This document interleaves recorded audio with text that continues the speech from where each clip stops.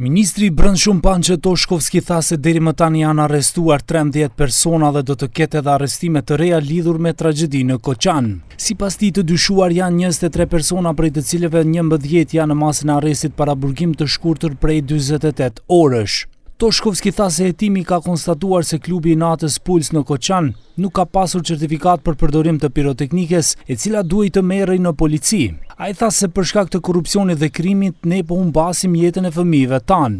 Ова дискотека, објект мене ако ме прашате штала, функционирала така 15 години.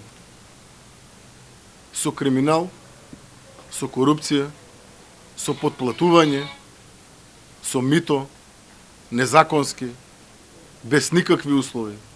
Никакви. Ви ги прочитав. Ништо не исполнувало од тоа што требало да исполнува. Осомничени се во моментот над 22-3 лица. Во овој момент.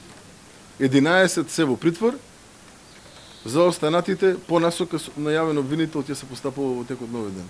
И нема да застанеме тука. Kreu MPB tha se pajisjet piroteknike i solli bendi DNK, pjesëtari bendit i cili është në mesin e viktimave.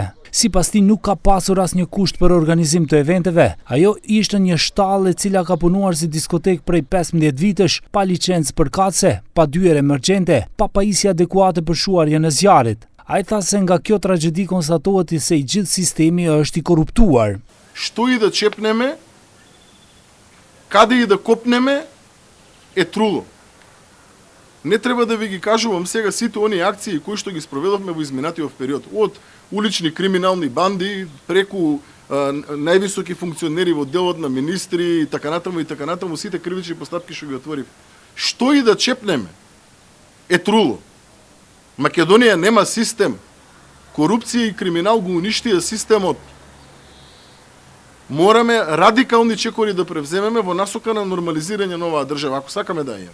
Toshkovski bëri të ditur se gjatë ditës me urdhër të prokurorit publik do të bën pastisjet në shtëpitë dhe veturat e pasagerëve të pronarit të diskotekës dhe në objektet zyrtare të kontabilitetit të personit përgjegjës dhe do të merren në pyetje të përfshirë nga shumë institucione, përfshirë edhe Ministrinë e Brendshme. Gjatë kontrolleve të kryera në ambientet e shtëpisë dhe zyrtareve të 2 personave të Ministrisë së Ekonomisë, theksoi ministri, janë sekuestruar pajisje teknike, dokumentacion, armë dhe municion. Përveç ish-ministrit të ekonomisë Kreshnik Bekteshi, për 48 orë në mbajtje në stacionin policor po mbahet edhe sekretarja e atëhershme në këtë sektor, Razmena Çekiç Durović, ndërsa nga të arrestuarit të tjerë janë 4 persona të stafit të sigurimit të diskotekës dhe udhëheqësit të tyre, pronari i diskotekës dhe djali i tij, dhe menaxheri i këtij organizimi, i cili përfundoi në tragjedi me ndjekjen përse gjallit të 59 të rinjve.